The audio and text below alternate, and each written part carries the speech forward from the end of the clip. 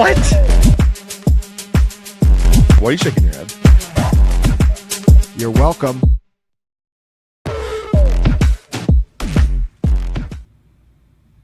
Tuesday night, it's Dynasty Points. Welcome in. If you're new here, thanks for hopping along. If you're coming back, welcome back. Have a seat, sit down, get ready. It's the most important running back episode of our season. It is the new running back Dynasty tiers. We're going to break it down for you the only way we know how.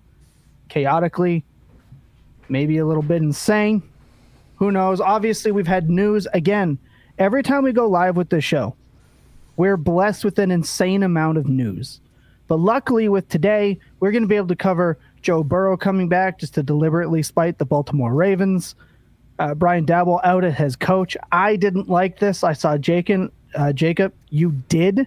So I think that'll be an interesting conversation when we get to Cam Scatabo. That way we don't take too much time. And of course, player picks at the end of it. I'm ready to go. The chat is ready to go. Like the video, leave a comment when it's done, share it with your friends. We're growing. You're not going to be keeping, look, if you're trying to gatekeep for whatever reason, there's no point. Dynasty Points, we've already had our most successful month ever, thanks to you guys. So we are growing. It's unavoidable. With that all being said, let's dive straight into the tier listings. This is going to be a little bit different than the quarterbacks. I feel like the running backs are a little harder even than the quarterbacks because there are so many in between tiers. Let's dive right into it.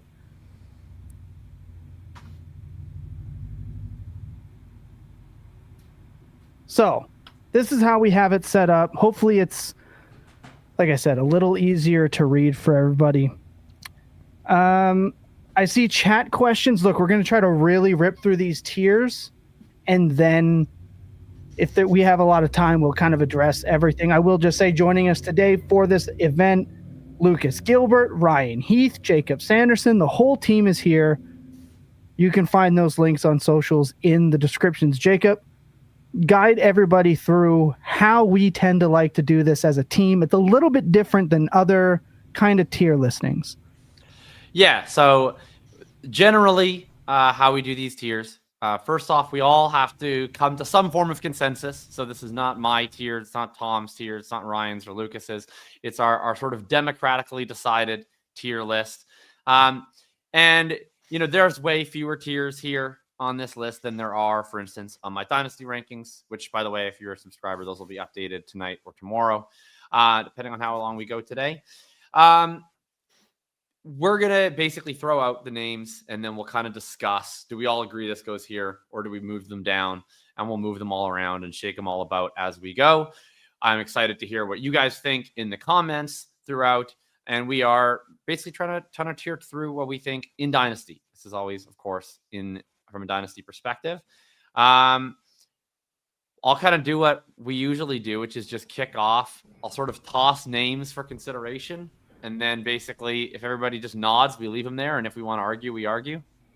Yeah, I love that. I think there's going to be a couple surprises here. I think each one of us is going to have kind of an argument for or against someone that maybe the others don't expect. I'm excited for it. All right. So I think I think two names that are not going to be very surprising that I'm going to throw out for the top tier. Depends on how much we want to compress these, if we want to make these just the two names or if we want to add more names.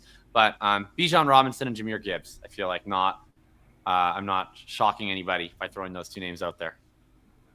No, I would make a case for Achane to be in that mix. He's unbelievable. Like 21.4 points per game this year. He's just doing the same thing he does all the time. He's actually outscoring Gibbs and Bijan on the year. He's not old by any stretch. I feel like he's just unbelievable. I agree completely. I feel like Jacob's going to be the one to argue against this, though. See, I mean, I'm torn. I think I love this player. I've loved this player since he was at Texas A&M. My only concern with him versus the other two, but it's lessening by the week, is he is just, I know Gibbs is undersized too, but they're not the same level of undersized. HN is like 185 pounds. And I just think it makes him a little more coach sensitive in terms of like, if I knew that Mike McDaniel was going to be his coach forever, I completely agree. It would be in the same tier as Bijan and Gibbs. I guess I'm just a little bit more concerned that like they hire him here. They bring in some boomer coach who's not as excited about making the whole offense out of a 185-pound running back, and they decide, yeah, like we're not going to give him goal line carries anymore, and we're going to split the backfield, and we're going to use him through the air, and we're going to use him as a receiver. But like Mike McDaniel's the only coach with Achane who actually does use his running back as a wide receiver. Like it's actually happening. I could just see a scenario where it's like, oh, we're going to use him. Someone's saying my audio is bad. Yeah, you're getting better and worse. That sounded better. What you just said. I have the right mic there on. you go. There you go. Just speak into the mic. You're all good. Yeah. Okay, I turned my volume up, so maybe that Step helps. up to the big boy table. All right. Anyway, sorry about that. Basically, I just think he's a little bit more coach sensitive. If I was running a team, for the record, I would use him exactly the way that Mike McDaniel's using him. I think that he is every bit as good. I'm just a little bit scared that some boomer coach is going to ruin out all the fun, and he's going to have his targets drop from like 100 to 60 because they don't want to scheme him up that way, and he's going to lose goal line work, and all of a sudden he's kind of having like the season Breece Hall's having this year. Exactly. That's why I want him in A tier as well. Like out of the running backs who are just stupid good, he's the one who has the most dependencies on situation, and he needs certain things to be lined up. He needs his quarterback playing well in order to like truly unlock his full potential. It seems like, at least just from the data, he's better whenever two is better. Like if we could guarantee that he's going to be in at least a mediocre offense the rest of his career, then yeah, he's S tier. But with the way things are in Miami right now, I just much rather have either Gibbs or Bijan going into next season than Achane. Okay, so I agree that Achane is not like my RB1 or my RB2 in Dynasty. I would rather have Bijan. I would rather have Gibbs. I'm still even having Genty ranked ahead of him. But I think he very much belongs in this tier. And we can discuss Genty too in a second, but with Achane, I just think it's overstated. This is the player where coming into the season, everybody was like, oh my God, the Dolphins are going to be a total disaster. It's going to be so bad. The offense might be really bad. Achane just is the cockroach that survives, that continues getting 20 expected fantasy points per game no matter what. I agree to some extent with Jacob that it requires a coach that has that specific vision for a player of Achane size, of his skill set, to be used in that every down role, where he also literally has a higher target share than Jalen Waddle over the past month, which is a fun stat. He lines up at slot receiver like 20 snaps a game. Like he's sick at it too. Like he's incredible. Actually, like he can make contested catches in the end zone like as well as any wide receiver, and it's awesome. He even as a runner, he really impresses me. Like I understand he was 185 at the combine or whatever. I think he's clearly added some size. Like he has physicality to his game.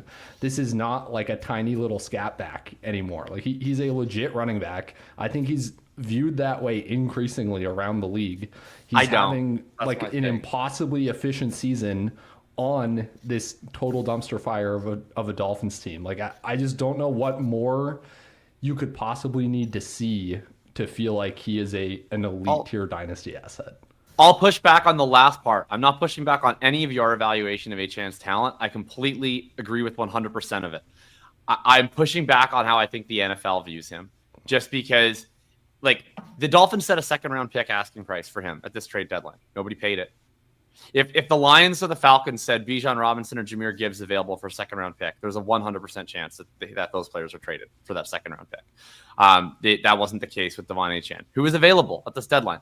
I think that you also just have to I agree that Achane is incredible in this wide receiver hybrid role that they play him out with Mike McDaniel.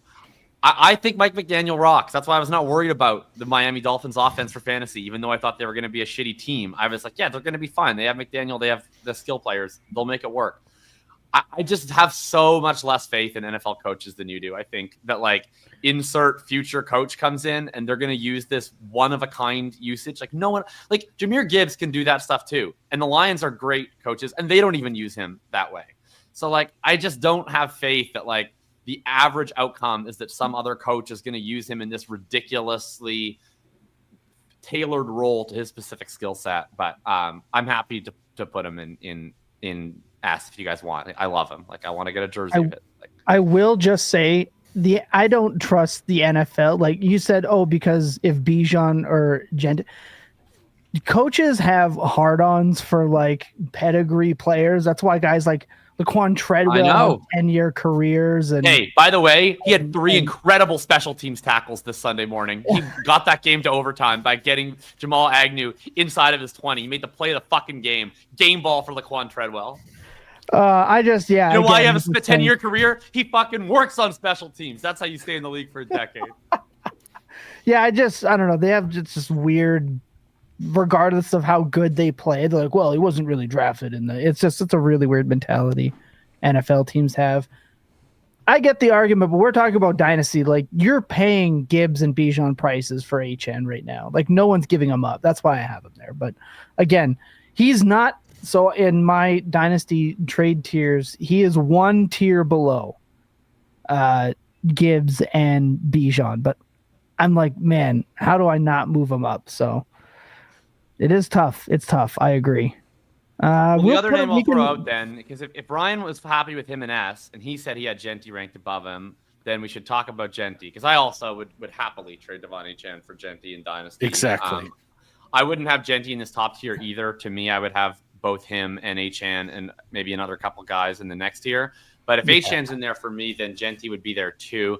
I think he's the number 1 trade target in all of Dynasty right now. He just looks fantastic to me every single time I watch them. The team is obviously a dumpster fire, but I just think it is like borderline inevitable that at some point in the next couple of years, he's going to be having the 22 point per game season.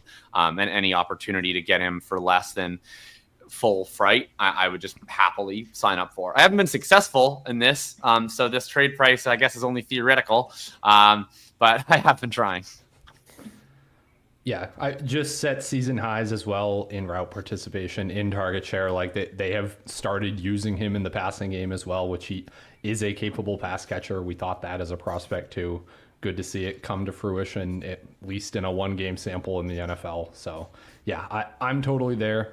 I mean, my thinking here, there's actually a 5th name I'm going to argue for in the S tier, but my only reason is because if we're going to rank like 35 to 40 guys, like there probably need to be 4 or 5 guys in the S tier. But I'm with everybody else in that Robinson and Gibbs are like the actual S+ tier. So can we just ask them, like, who out of these for the S tier, in my opinion, need to be round 1 startup draftable, like even to the 1-2 turn? There's like 2 guys that are that. So I agree. So I would put Achane and Genty then in the A tier, because those 2 guys are not getting drafted in the first round of a super flex star. Obviously, single quarterback. Look, those 4 guys are going in round 1. It's no question. So I get that. So we can go. I would put it that way, because I don't think any of those guys, no matter how good they do, I don't even see Genty going in the first round. So no, I think the only 2 backs that will go in round 1 or like on the first couple picks of round 2 next year, I think, are the top 2. We might have to add more tiers. We tend to do that as we go. Yes. Like I do think that there should be an S+ tier, because these 4 running backs are heads and shoulders above any other running backs that we have right now in the game. Like they're the only running backs who, like, if you're on a rebuilding team, it can make sense to have them on your team, or for you to like be able to like take them on. There's no other running backs who it makes sense for you to be like actively going out there and potentially like having to spend assets to get. So these they work for any sort of team build. Well, this guy does not work for any sort of team build, but if you go over to everybody's favorite website, keeptradecut.com. There is a player that is ranked ahead of both of the names we currently have in our S tier, who is a top 3 candidate for most valuable player in the NFL. He is older. He is 26. But our thoughts on Mr. Jonathan Taylor in the same tier as Achane and Genty. I'll put it this way. We might all agree. Well, I think we would all agree that next year, Ashton Genty will be going ahead of Jonathan Taylor in startups.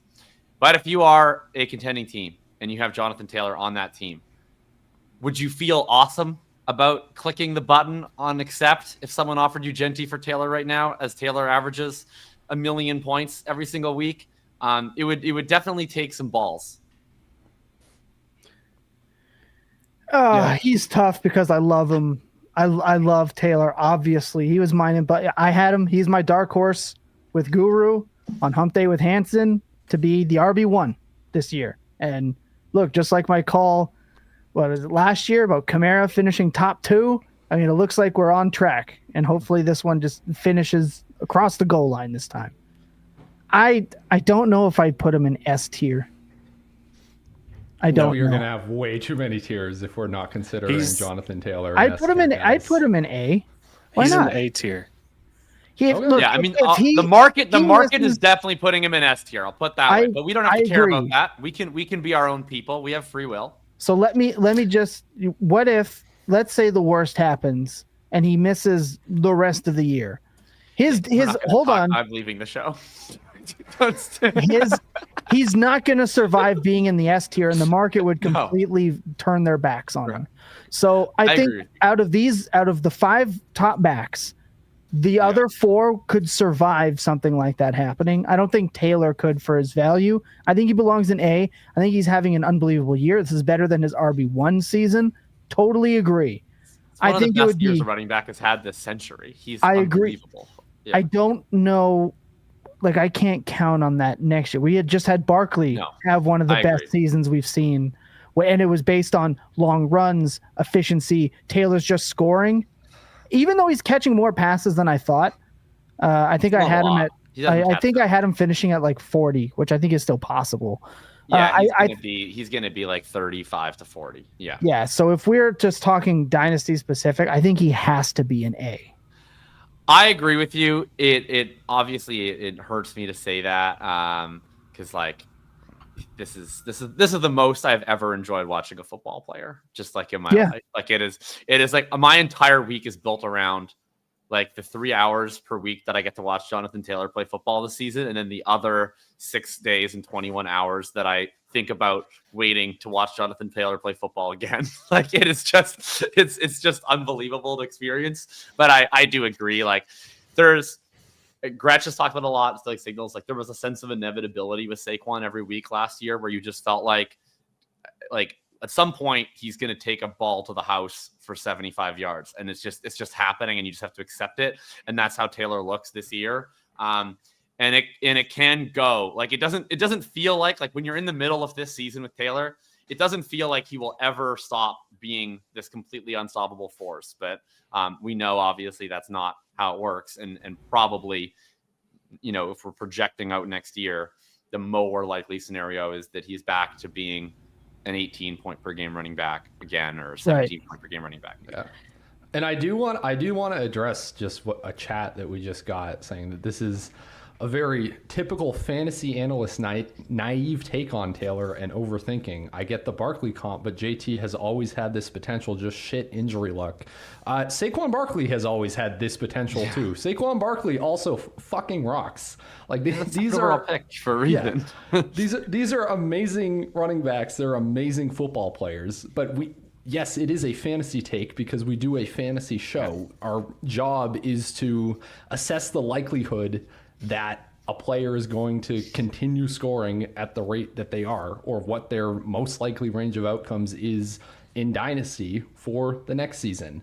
And it is never likely that a running backs team is going to be one of the most efficient point per drive teams again in the NFL in like the last 20 years of the NFL, which is what the Colts have been doing for most of the season.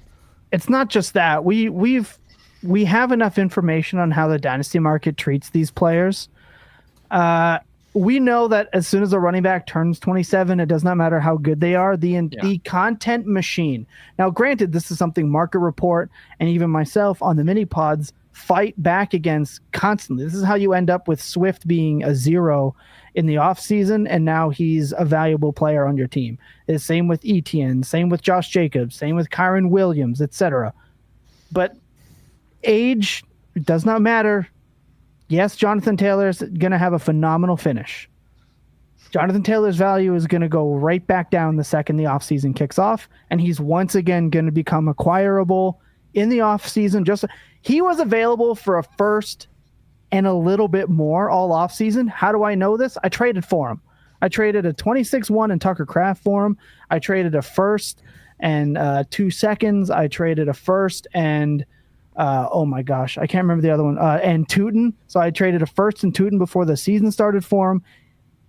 He was not this he was very acquirable. So the Dynasty community is either super fucking wrong or completely misguided, or we're super wrong because now Jonathan Taylor is doing something we have almost never seen before. It's just he's going to be 27 years old next year. Achane, Gibbs, and Bijan will all be 24. I do think that he'll be drafted similarly in redraft to these other 3 guys, but like that 3-year difference is quite substantial in Dynasty. And like to Francis, to your point, like you said, Saquon's situation was atrocious, sure, but it's not atrocious now. He's currently on a team that's like 7-2 or 8-2 or whatever it is, and he's still good, and you're still starting him every single week, but he's not obviously producing anywhere close to what he was last year because you're getting that natural regression coming that I do expect to hit the Taylor to some extent. And like Tom said off the top, there's just a risk where if you're going to be a 27-year-old running back starting next season, I hope that nothing ever happens to Jonathan Taylor. But if it does, the bottom will drop completely on his value in a way that Bijan and Gibbs will be able to sustain a little bit more being at 24 years old. Yeah. I mean, Jonathan Taylor's going to be a 3rd-round startup pick next year. Like, I think that we can almost lock that in. And I won't click him. Yep. It's going to be really tough, too, because then you're setting yourself up for a very specific type of build, I feel like.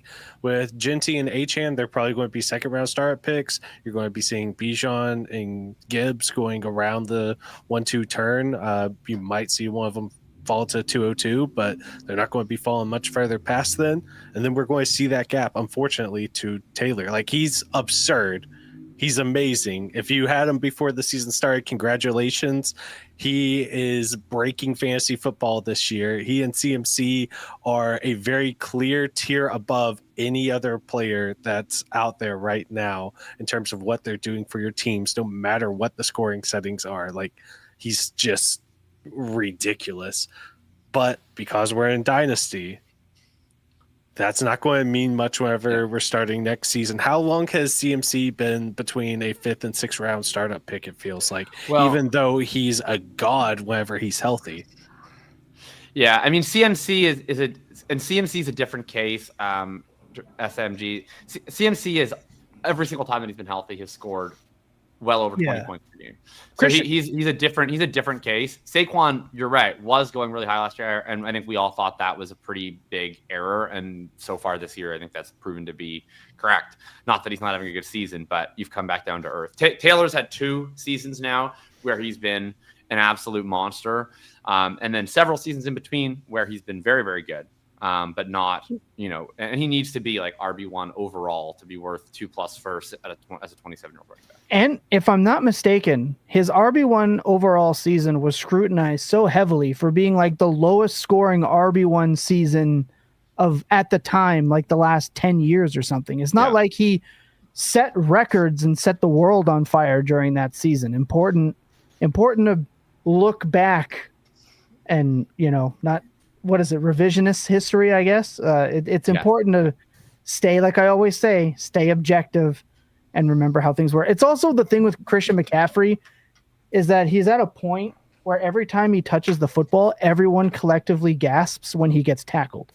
Like, for your mental safety, don't watch 49ers games if you have him, because you're concerned every time. All right. That's plenty of time. We've gotten through 5 names, so let's throw out some more names. Probably let's put them into that tier with Taylor for the moment. We can discuss and debate them.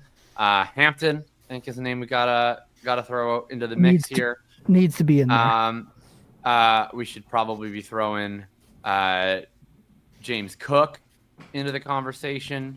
I wouldn't put him in Taylor's tier. I mean, we're gonna run. I'm just gonna put okay them with all that. in here, and then we can talk about them like. Let's just throw a bunch of names up on the board. So this is without even saying what tier I think. I'm just throwing out a bunch of names. So Judkins, another name to toss out. I'll throw out Christian McCaffrey. I'll throw out Breece Hall, and I'll throw out TreVeyon Henderson and Bucky Irving and Saquon Barkley. Can we also List. throw in Cam Scatabo? Henderson. We can. This is almost worse that it's by team color, by the way. Oh my God! How would you like it set up for you, Ryan? Ryan, like the teams are arranged in Henderson. alphabetical order, dude. The teams are literally arranged in alphabetical order. Oh, Like they New are. I York didn't comes realize after that. New Okay. Orleans. How? Wait, we said. All We right, said Bucky, Irving, right? Bucky, Saquon, and Lucas threw out Scatabo. For podcast listeners, you're doing yourself a disservice by not coming over to YouTube and watching Ryan Yeah. visibly I'm so struggle sorry, to guys. read. Barkley. You know, Philadelphia, LMNOP. New Orleans, New York, Philadelphia. There we are. Oh my Okay. God. do you know the alphabet? I don't, man. It's really hard for me. I definitely can't say. Never mind. Not gonna make that joke. Okay. I'm just glancing at my rankings. We have a lot of names on here. One name We're not going to from keep my all these rankings that I want to throw in. Throwing out and then Yeah. we'll debate. Yeah. I'm just also gonna throw Go out on. Josh Jacobs, and then we Thank can you. debate all of them. Yes. Big dog. Big dog's got to eat. All right. All All right. right. Let's dive in here. Let's dive in. So my initial thoughts and reactions, I have Omarion Hampton in my top 6. I definitely agree Hampton belongs here. Yes. Okay. Let's go with who I don't think belongs in A tier. All right. I would say McCaffrey doesn't belong in A tier, unfortunately. No, you just can't put because Taylor and McCaffrey in the same tier because Yeah. McCaffrey's just an even older version of the exact same bet. So you got to have him one Yep. tier down from Taylor right there. I would tier Hall down. I would say, I would tier Hall down. Agreed. As amazing as I think he agree. is, we need to hit the free agency lottery, unfortunately, most likely. Yeah. Well, he's not going to be a free agent. He's going to be a Jet next year. He's gonna get tagged, right? Yeah, that's gonna. I mean, be fun. look, the Jets are dumb, so we shouldn't put anything past them. But it would be insane for me if they turned down the 4th round pick just to let him walk for nothing. Like I assume I assume they set that 3rd round price tag because that was the price they were willing to accept instead of tagging or extending him. Yep. And then TreVeyon, I'd move Bucky have down. not seen enough yet. I don't think. Bucky, I might fight you on. I so would let's- definitely keep Bucky yeah. there. That would So be let- my vote at least. So yeah, we can debate I- Bucky in a second. I'd move Scatterbo like I would way also down. I move think his like down. career is basically dust. Oh, okay. See, I haven't seen any report. I mean, that's like about that. that's just that injury is insane. I mean, that's the same injury Brandon Ayuk is never apparently coming back from. It was. I thought it was literally the Chris Godwin injury. Yeah, it's just an ankle. Yeah, but it was But like with- completely dislocated and But with everything, pointing the wrong way. Yeah. I don't know. I'm way too sketched on the. Oh, sorry. I'm sorry. I got mixed up.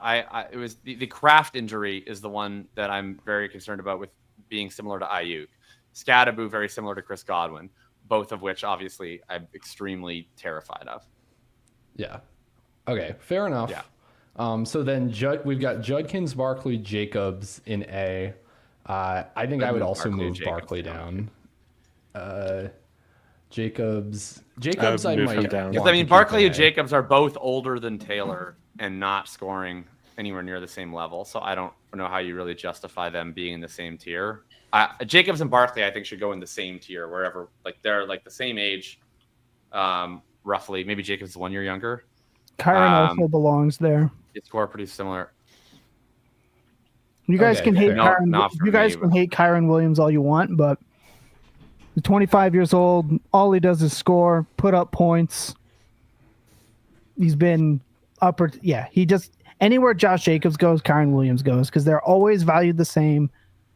They're always. Okay, I mean, I disagree with that. I think Josh Jacobs is much better. Josh Jacobs plays every snap. Kyron plays half the drives. They're valued the same in Dynasty. Like that's what that's a mistake. I think I would like to trade all my Kyron Williams for Josh Jacobs. Man, the insane Kyron Williams hate on this dude constantly is unreal, and all he does is score and put up points. And it used to be he's gonna have the role whether you like it or not, but he doesn't anymore. They're rotating every drive now, and he's scoring 16.8 points per game. I'm pulling up the everything more report than to tell you Genty. why you're wrong about Jacobs and Kyron, Tom. Just give me one. All second. that's gonna matter. Jacobs plays matters every to me is single scoring. snap. Jacobs isn't even playing the 2-minute drill. Yeah, again, I'm not. I will never back off of supporting Kyron against Kyron haters. Every time he scores, it's like an angel gets its wings, but for me. Okay. So I'm going to take issue with a lot of stuff that's been said about Josh Jacobs over the last 2 minutes. So if you just exclude the 3 games this season where he was on the injury report with a calf injury, the team was basically saying we are holding him out and only playing him in a 60-40 role so that he can heal up. If you just take out those 3 games, and by the way, that in week 10 he played virtually every snap, Jacobs is at just under 19 expected fantasy points per game, just under 21 actual fantasy points per game this year, both top 4 marks. So he is scoring well above Kyron Williams. He is scoring well above everybody in the A tier right now, except for Jonathan Taylor, including James Cook, including anything that Omarion Hampton or Bucky Irving has done this year. Aren't they pretty similar?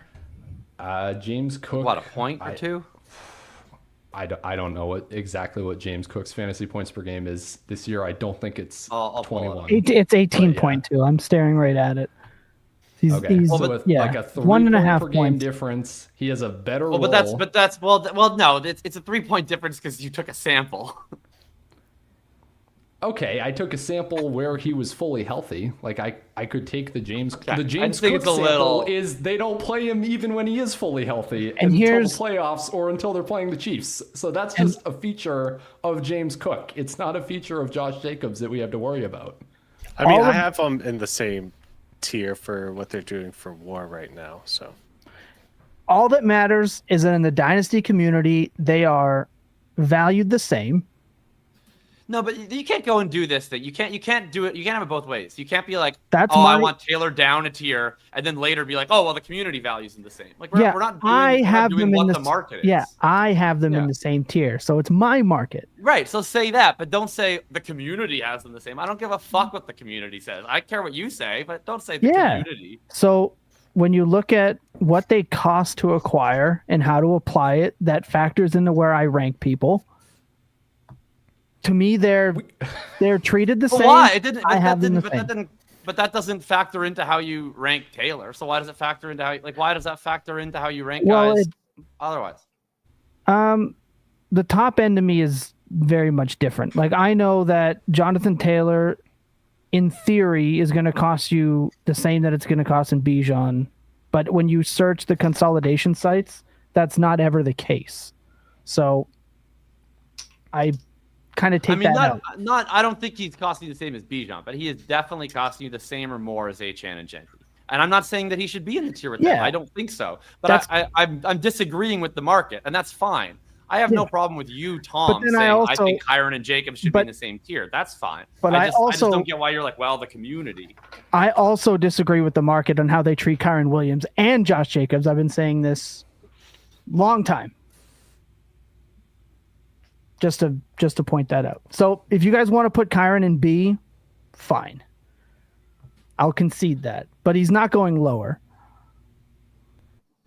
I mean, to Yeah, me, that's I'm Kyron's fine in with him B in B. because he's he's a borderline top 12-ish running back when he's playing, as long as he has the job, but he has absolutely zero value insulation.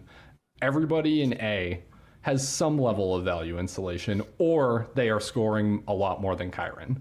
That's how I would put Why it. wouldn't Kyron have insulation?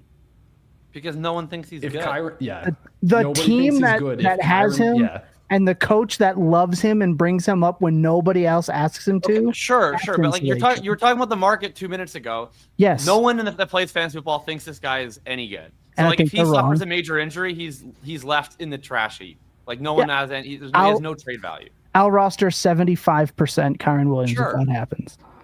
Sure. I might too, by the way, but that doesn't mean I have to rank him in A tier right now. Yeah. Like when we get to buy Kyron for a Well, second plus or whatever after the injury, like I'll do that too. But it doesn't mean I have to think of him highly now. My biggest point is I don't think Jacob should be an A. I wouldn't put That was Jacobs in my- A either. So again, Okay, I think fine. he I can't belongs believe where. I'm the Josh Jacobs defender. That's Look, not a look. position I'm normally in. But that's where we come back to he and Kyron. To me, should be in the same tier. Right? So I think my he thing should is be in Jacobs B. and Barkley. I think is yeah, and Kyron too. That's fine. I'm not objecting to Kyron in the See, B tier. it all comes together. See, I'm personally I mean it's only one game, so I'm not even gonna argue it. But just note for the people in the chat, if you're doing the Jacob only rankings, I'm obviously putting Henderson in the A tier. I don't know if Bucky Irving should be in the A tier. That's what I said. I'm not. What did he do? He's just been hurt. He is so replaceable compared to everyone else in that tier right now. Like Is he replaceable if they ran the ball well in the last 6 weeks? He's a 5th round pick who doesn't have anything past a rookie contract, in which if Tampa Bay decides to change anything, he can be replaced. Like out of all of the other running backs in that tier, can his he's talent most be replaceable. replaced? Like they're running the ball like shit. Well, Yeah. they're running it better now with Sean Tucker. But regardless, Certainly. I mean, you get Rashad White as carries to anyone else, and you start to run the ball a little bit better. But I'm a little bit concerned with Bucky is that we're just comparing him to Rashad White the whole time, and there's no other running backs that we can really compare him to in good faith in terms of what they're doing in that system behind that line. Like, I don't know. He just scares the crap out of me. He's not somebody like, if we're talking about the other running backs in that tier, I so much rather acquire them just for, peace of mind than Bucky Irving. Like he can't be an A tier because he's an A tier producer, but he can be replaced way easier than any I don't other think, running but back I don't there. think I don't think that is true. Like I get what you're saying. I just think like every time he's played, I get he's injured right now, but like every time he's been on the field, he has been absolutely incredible from a talent perspective. Like not just from like just watching him, like I think he just has the juice. Like he just looks absolutely fantastic. He's an electric piece of their offense. I get he only played in like 5 games this year, but in those games he was at 18.5 points per game on 16.4 expected. His workload was even better than it was down the end last year. Like I understand that it's like a little scary because you're not seeing him every single week, but I think his talent is pretty undeniable personally. And I think that the Buccaneers know that in my opinion. I would love to trade for him with that uncertainty. And I think he belongs there, but I get the fear obviously with him not being. I mean, I just offered Tom a say. trade for Bucky Irving in one of our leagues, trying to tear down from Malik Neighbors onto one of Tom's rebuilding teams. And I asked for Bucky back as part of a package. So like, I'm not against him. He's just, he just feels a little bit below the rest of those 4 names. But I understand he's just as good of a producer, if not better than the other names there. So I can concede for him being an A tier, but I thought it was just a discussion that we definitely needed to have. This is what I'll say on Bucky. My concern is not at all like about his talent or about his workload. Like that question was answered for the first 4 or 5 weeks that we saw him. Everything about that was awesome.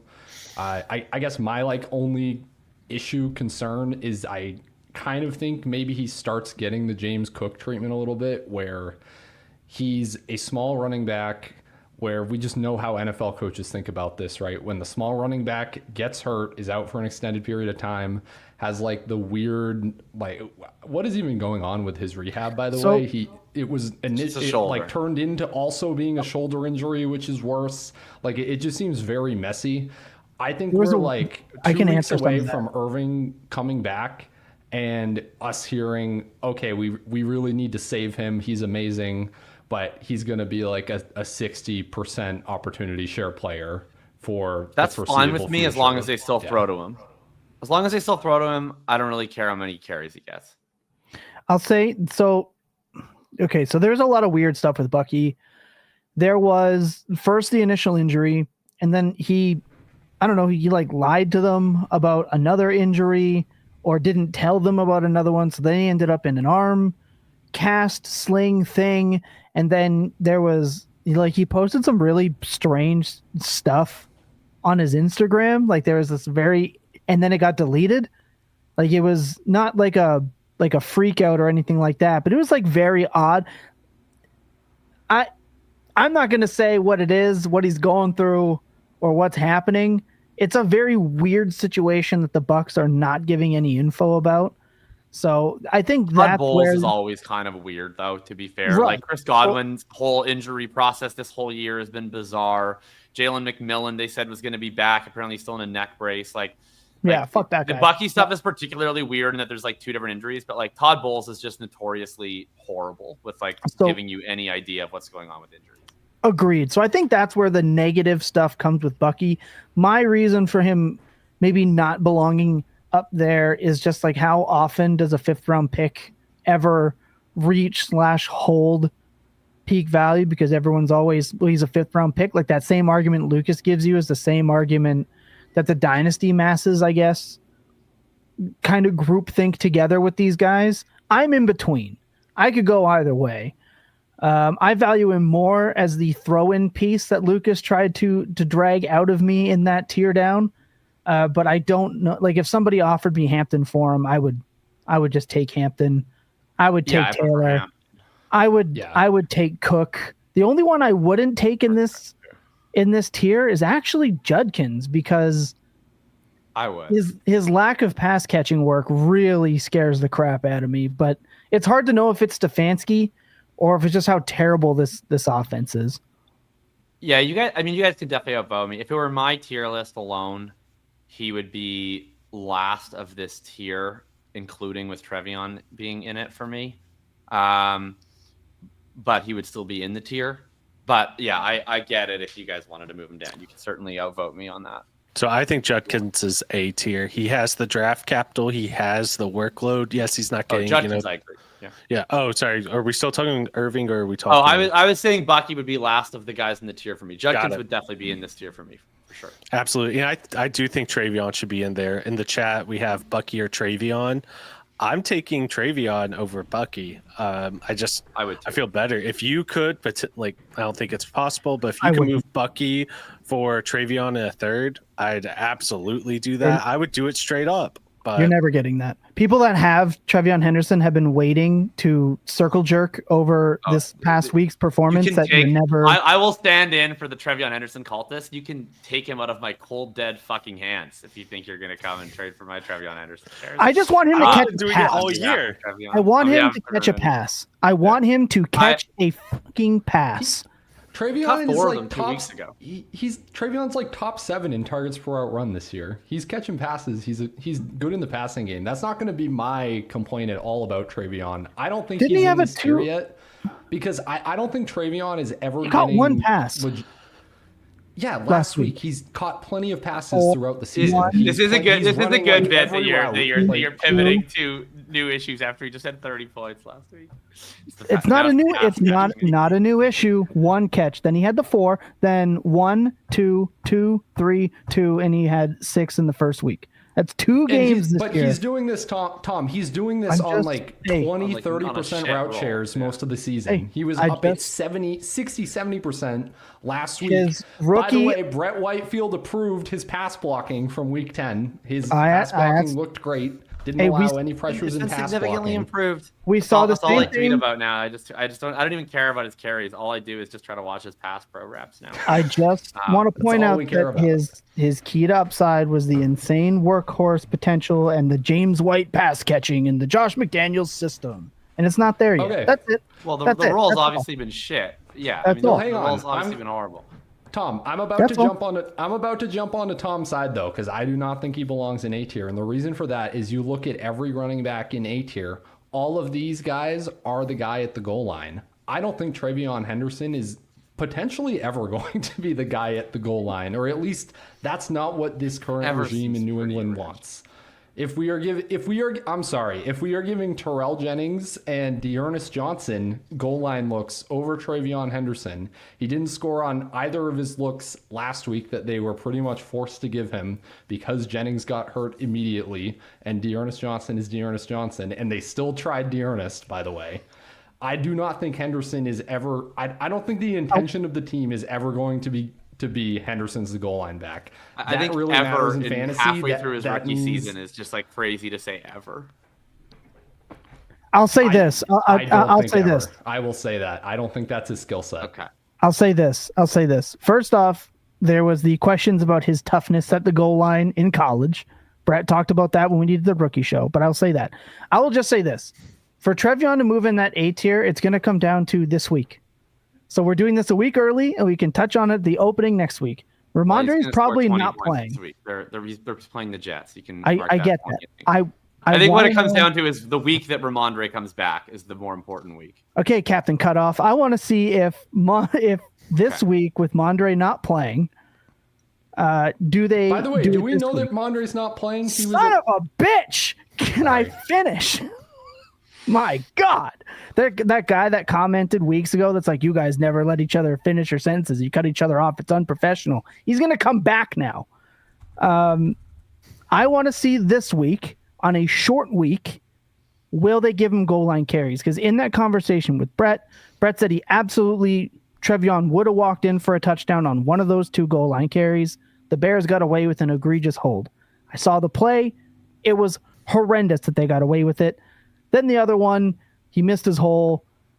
Brett said he didn't think it was going to matter. So if he scored on the one, it would be a completely different conversation that we're having right now.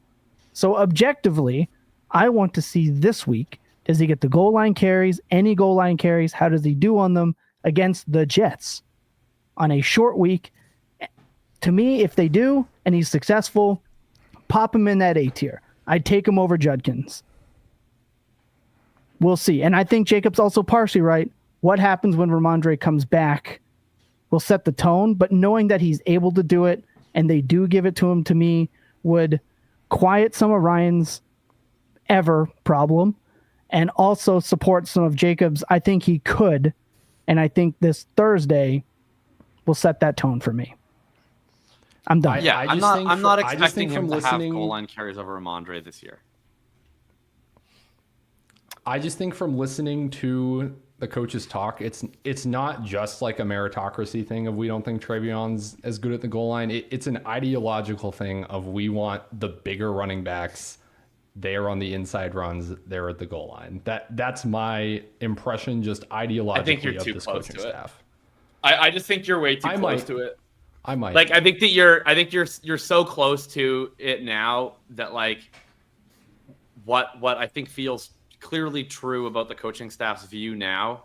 I just think you're putting too much weight on what's true like 2 years from now. Like I like who knows what's going to be true next year. Like I think that he will be the goal line back over a healthy Ramondre Stevenson this year. No, I don't. I don't. But I think when you say ever, I just think that's like way too strong. What if they just sign or draft another big goal line type back? Like, Yeah, is they that might. is that a concern for you at all? Does that like? It's a concern, but I guess but you know who's not the fucking goal line back? Bijan Robinson. Yeah, no, it's so dumb. Like he there's a better chance that there's as much of a chance that TreVeyon Henderson is getting a carry inside the 5 as Bijan Robinson is, and he's the dynasty RB1. So I just don't really care that much about goal line back stuff, I guess, compared to other people. Like I care way more about the pass catching stuff, which I think is annoying that they have limited his route so much because of pass pro. But like his pass pro has been vastly improved lately because he's a rookie and they get better at things. I mean, this is the same coach who wouldn't let AJ Brown have more than a 50% route share for the first half of his rookie season. And like, then he did. And then he was awesome. Like they were slow playing Kyle Williams all year and not letting him play. And then he finally asked to play because of injury. Turns out he's really good. Like I don't know. I think it's like, yeah. And he looked awesome on them. Like I don't like, I get that. I love what they're doing in terms of like helping me win my overbet and whatever else. I think they're annoyingly slow playing with young players.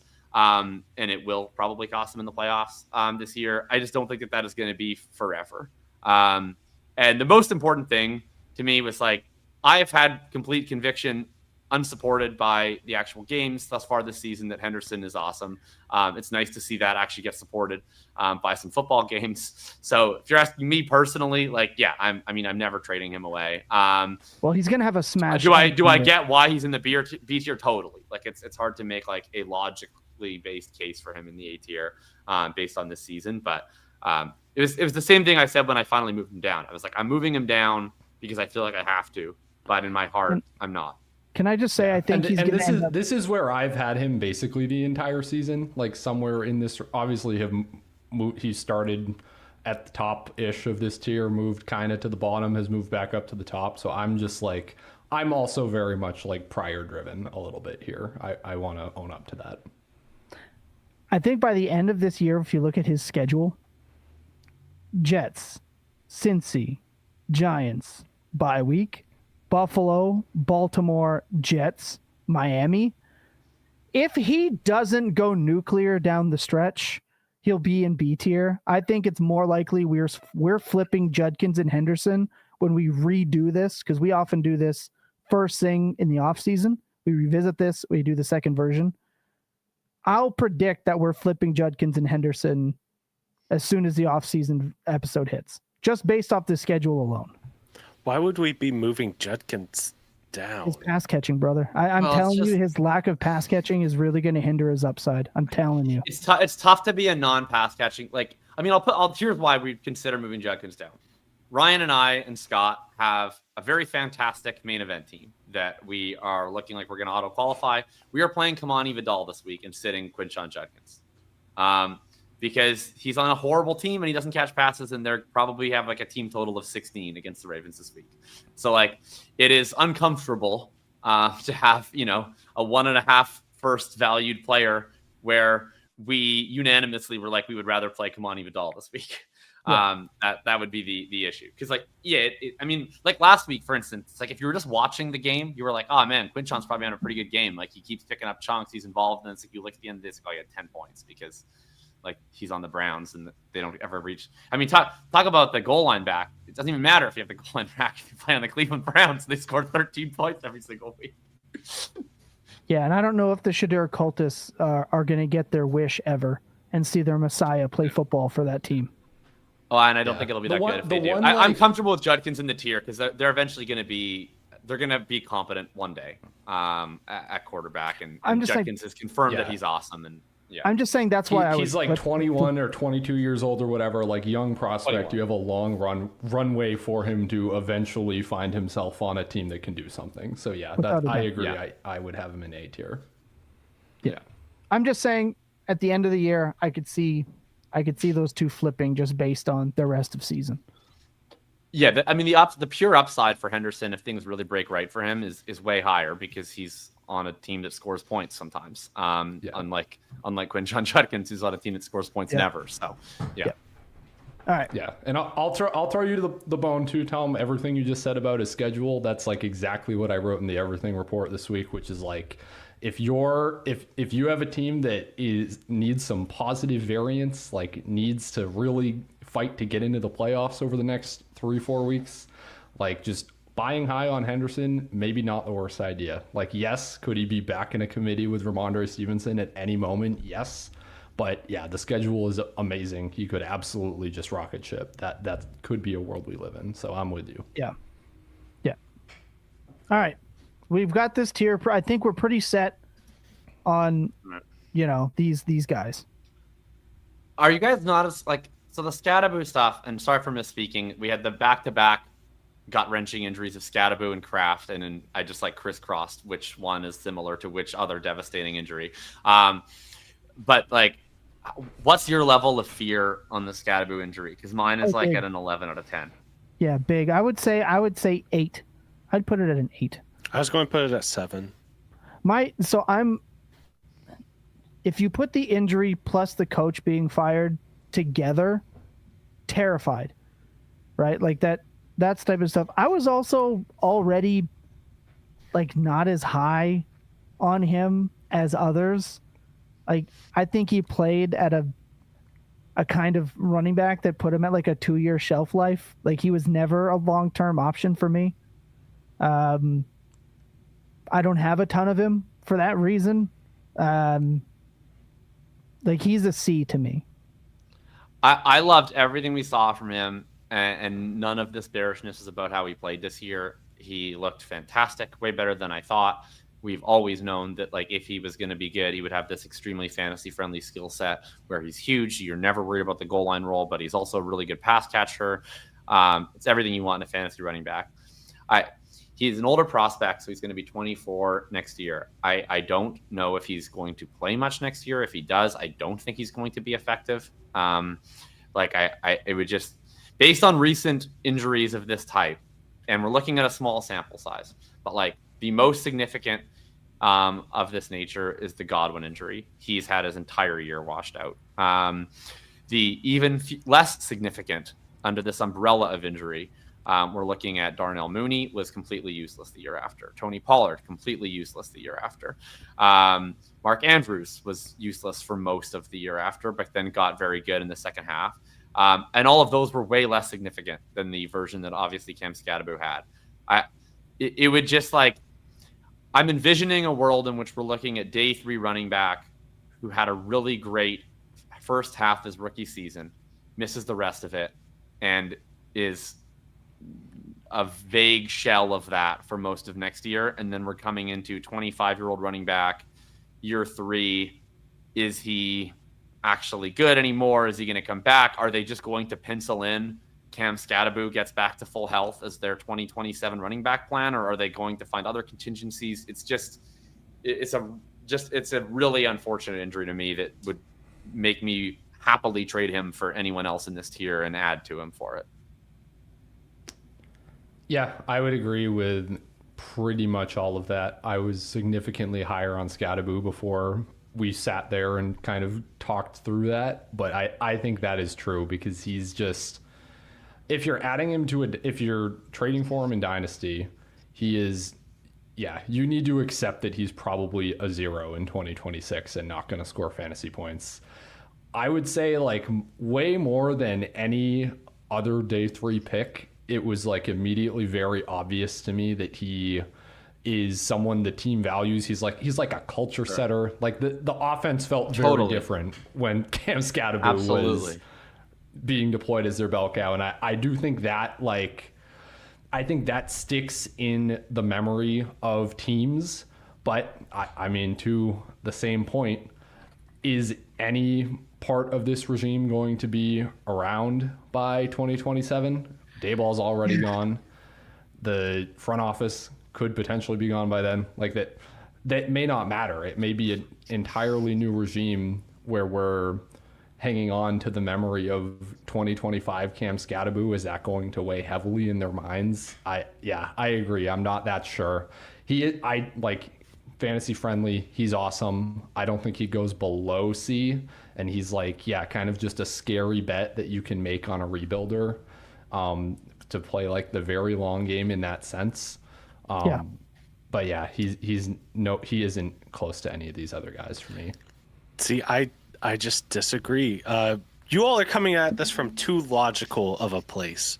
You need to think about more illogically, and how the fantasy manager who is going to look back on his time where he was just absolutely phenomenal, wherever he was fun, was grabbing cameras and doing, I don't even know what he was doing, but he was basically the new Gronk, and everybody absolutely loved him. Like, I don't think that there's going to be any sort of issue of finding people to potentially trade Scadaboo to. And in a world in which we have no idea if the Giants are going to end up drafting another running back this year or trying to sign somebody, I am not going to put him in C tier. At least for me personally, it sounds like I'm being outvoted here, but I think that he's B tier in terms of production. He's B tier right now in terms of what makes sense for the Giants to potentially try to come in and replace him with. Production when? that's Which is fair enough. But I'm going to get him on every single one of my rebuilding teams by the end of this. Like, if he's putting in a 0 right now, I am very willing to take the bet on him. And if I'm having to pay C tier prices to do it instead of B tier, which is why I would charge somebody to try to get him off of all of my teams because I drafted him everywhere, fine. But okay, so let me ask, because I moved him down, right? I moved him down a tier. He's currently in a 2 seconds tier. I just feel like that's what it costs to get rid of him. I tiered him down. Okay, so if you look at the players that we have in the B tier, are you turning any of these players down on a team that you had Scadaboo putting up points on? No, I would add to Scadaboo for all those guys.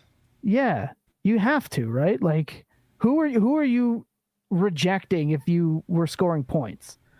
Like, I understand it on a rebuilder thing. He's someone you buy injured players on rebuild. We say that constantly, but you're hoping that a 23-year-old running back he was the 27th running back off the board in startups. People love him because he was cheap. They don't love him necessarily because of anything else. He was cheap. Dynasty managers hold on to that.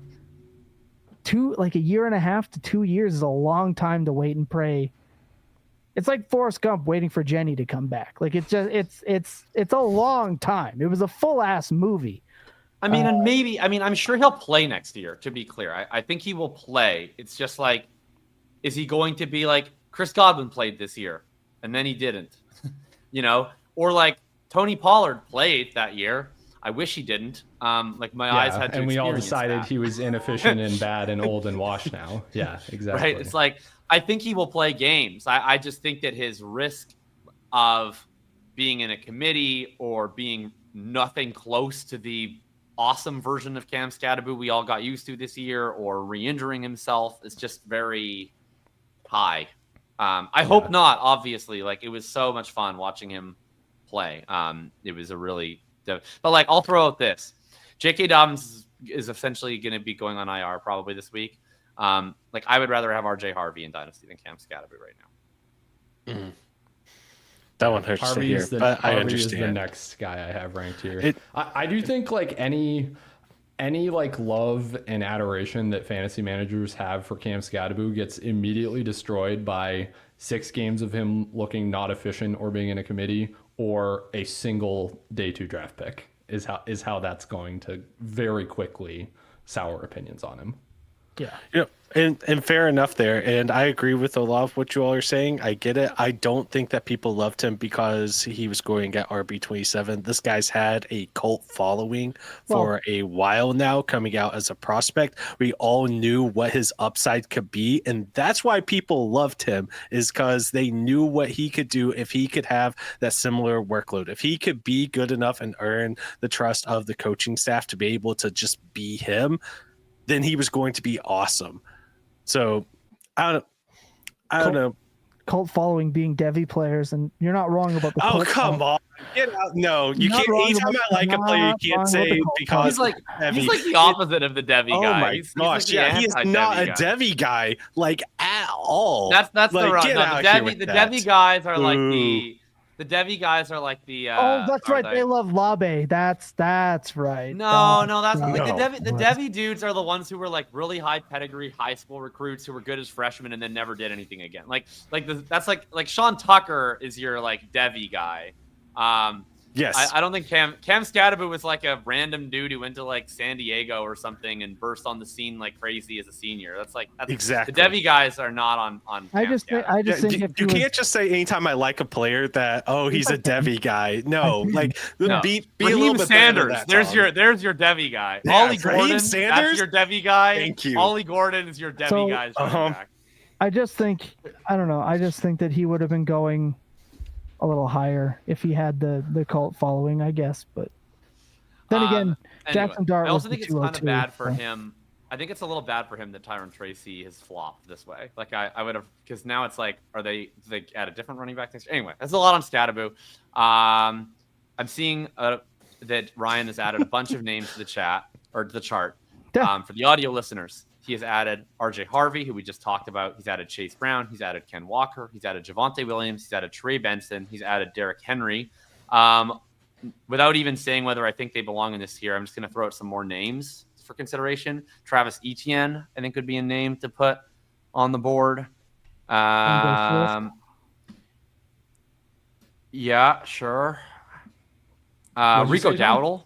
Swift and Dowdle. Yep. Okay. Dowdle. And I'll throw out Warren as well. Yeah, you guys are just and I'll throw out all the guys off my rankings. Yeah. I'll also throw out the 2026 80% snap rate running back for the Seattle Seahawks, Zach Charbonnet. God, he's so bad. One like truly one of my least favorite players in the NFL, but like obviously by the way they've treated Walker this year, I can't imagine. Actually, the bigger troll would be if they do extend him. Ryan, wrong. It would be an even bigger troll if they somehow do actually re-sign him just to keep him perma-locked in this timeshare. But I'm guessing based on how they've treated him this year that they don't intend to keep him as a hostage, and they will let Zach Charbonnet lead their backfield next year.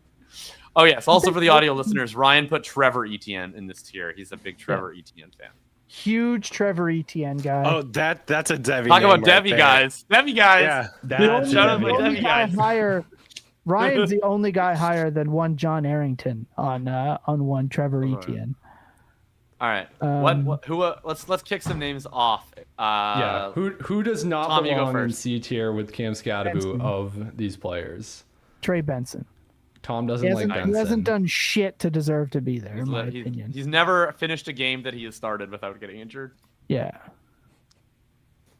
Yeah, But he could definitely be there in like 3 weeks. Like, he could be there in like 3 weeks. Yeah, I was just like ranting about how what the Cardinals do with their backfield makes no sense, and they have a different guy as like the early down versus the 2-minute guy every single week, and it doesn't matter who's efficient or who plays well. Like they just keep switching it up. I wouldn't read into it because Jonathan Gann is not going to be the coach in 2026.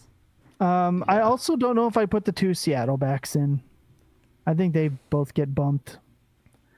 Just personally, Yeah, I mean, I have an issue with both. I think it's fair to bump them down, but I will say that I do think that they are very fun dynasty targets because if NFL teams love to troll us. They troll us all the time, and it would be very funny if Seattle actually did extend Ken Walker to just continue to make everyone upset. But in the event that one time something good actually happens to the fantasy community and they let him go somewhere else, I think there's potential for both of them to be massive wins next season. Agreed. Where if Walker goes somewhere where they actually unleash him and then Charbonnet gets all of the touches, like then you're pumped to have those two guys in 2026.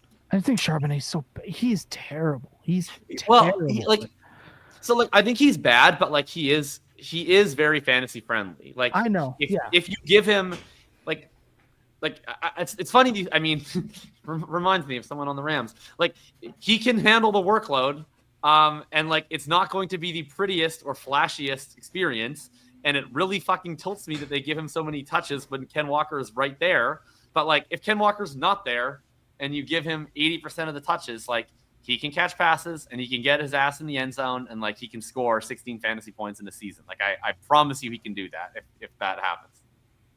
So I think though that this is kind of why I would argue to keep Walker in this tier above Charbonnet, just because I think the overwhelming likelihood is that he is somewhere else in 2026, and I still am a believer in his talent, and I think he'll most likely succeed wherever that is. So I'm like more, maybe that's like very putting too much faith in like the free agency process to work out how we want it to as fantasy managers, but to me, like the talent gap is significant enough to where I would have them in different tiers. So can I just ask though, if that's the case, and we think him going, the team that has done nothing but like hype him up as the guy for 2 straight years and refuse to let him do that, like, I don't know if a team is going to value him much higher than the team He did that. He did that in 2024. Like Ken Walker, he had a full workhorse role last year. Top 10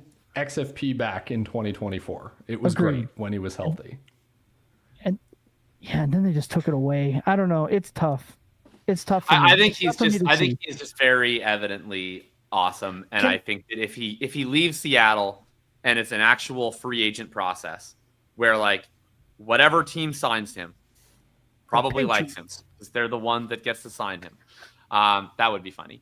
Like if you just promised me, like, I didn't even know the team, if you just told me like I have information, I saw the Gray Sports Almanac, I won't tell you what team signs him, but he's not on the Seattle Seahawks in 2026, then I would like happily trade a first round pick for Ken Walker. Like, I would love to just bet on that talent. Yeah, I'm just a little scared they're going to hold him hostage, but I'll say that I'm fatigued out. I'm Ken Walkered out. I'm fatigued out. I wouldn't send that first away. So I'll disagree with you there. Just that, again, I think if he was this good, they would let him be that good. It hasn't ever really materialized for a full season. He's just one of those players that I'm just kind of out on for now. For now. I'll admit that it's completely fatigue. I'm not even going to hide it. I have no idea how to value him. No idea what to do with him on rosters. He's a question mark for me. I think he should still be in the C tier. I'm going to side with Jacob here, which makes it 50-50, just because I think that his upside is something that you should be putting on your roster whenever you can. And I understand the fatigue. We've been saying his upside, I don't even know for how many years at this point, and it's been frustrating at times, but man, he can be so good. And if we're looking at other running backs, at least in the C tier, he has higher, if not the same upside as any other running back here. I mean, it'll be a very fun free agency agency process. I would love, and I think there's a 0 chance that Breece Hall is on a different team, but in a perfect world, Breece Hall and Ken Walker get to go on different teams, and we get to experience joy next year.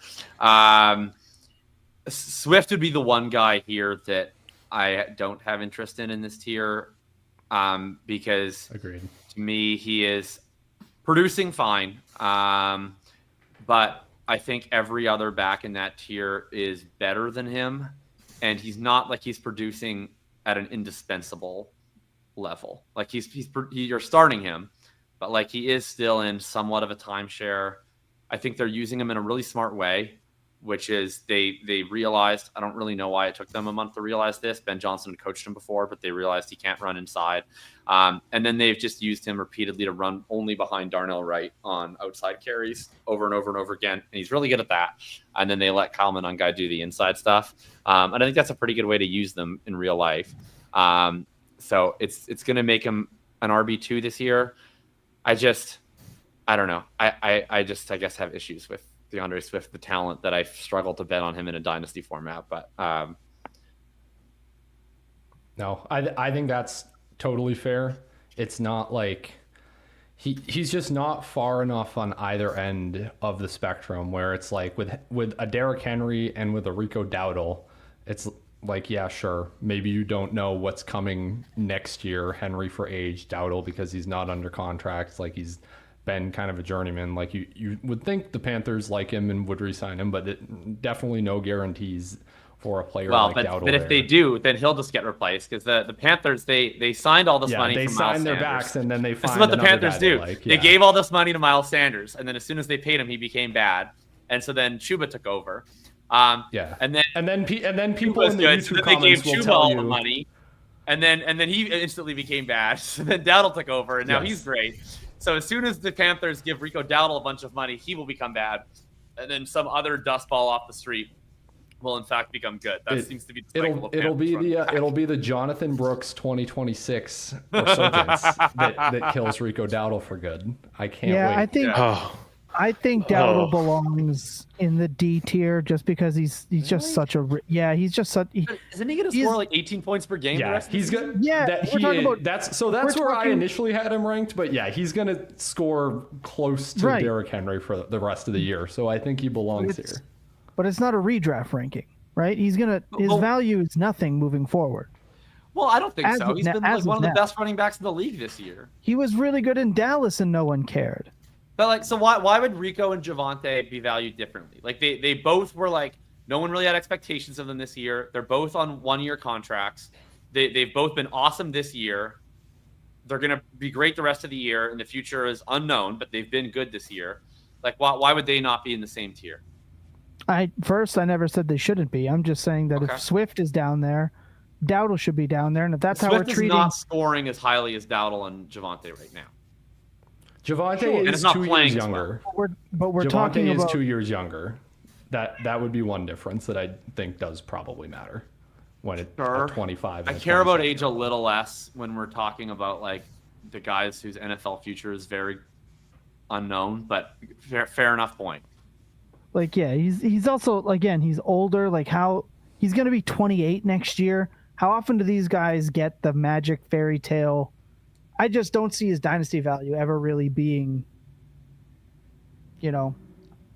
up there. I just don't. It's hard for me to imagine moving forward. He's a nice buy low. He was a nice buy low this year. He's a really nice have if you need him in your lineups. We just see these type of running backs just not stick around. But the only guys in this tier that really have, I think, any shot at being worth like a first in the future, like Scatterboo for sure, Harvey for sure, Walker possibly if something really works out in his free agency.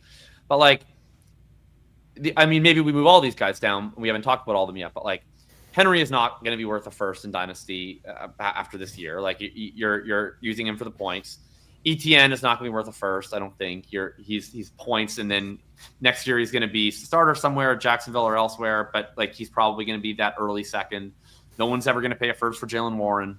No one's ever paying a first for Javonte Williams. Like to me, this is like the range of guys where it's like they're playing well and they're scoring points. And I don't know about anything else. That's the problem with this, I think, with this tier overall. So I think if ETN, Javonte, Chase Brown, Dowdle, if they're all in there, I think Swift belongs there. I think he's the only one under contract for next year compared to those guys. And Warren is under contract next year. Right. Yeah, Warren got extended. But yeah. So Williams, ETN, Dowdle, they're not. I think if this is just RB2 territory, then I think Swift should be like I'd rather Swift above. But it's not, Tom. Like all of these guys, I guess aside from Warren, are scoring as close to RB1s. ETN not really. I know they're just not valued that way, and they're not going to be valued that way. So like they're all. But Swift is never going to score as like an RB1 for a long length of time. People were telling me that 3 weeks ago, and it was funny how quick that turned around. But yeah. Like Rico was $6,500 in DFS this week, and everyone was jamming him into cash lineups. Like Rico Dowdle was $6,500, and Derrick Henry was $6,800, and Kyron Williams was $6,600, and every person playing cash was like, "Yeah, I'll take Rico Dowdle." Like, yes, it's just the way he's performing right now. I think is materially different than the rest of these dudes, and I also just think the way he's playing football is just substantially better than like DeAndre Swift. Yeah, if there's someone here I'm moving down, it's ETN, and it's because similar to like does not have like the next year security, is probably going to start somewhere, sign somewhere, but we don't know where. He's not like anywhere close to like the 16, 17, 18 fantasy point per game low end RB1 that a lot of these other guys are scoring as.